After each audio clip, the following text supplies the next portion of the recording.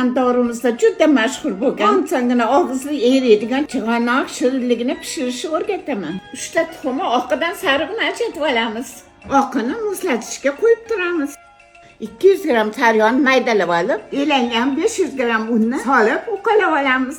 200 gram smetanani tuxumni sarig'iga solib aralashtirib, xamir qorib olamiz.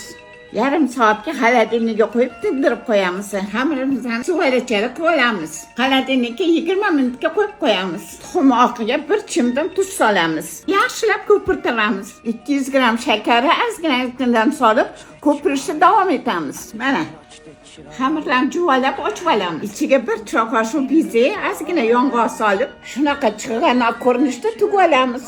Bizeni ko'p sovarmaylar, pishganda toshib ketishi mumkin. 180 gradusda 20 minutda pishirib olamiz. Ustini saxarni pudra yoki yong'oq, izgu sho'rka bilan bezatsanglar bo'ladi. Shunaqa 2 xil qilib qo'ysanglar, dasturxoninglarning ko'rki bo'ladi. Bismillah.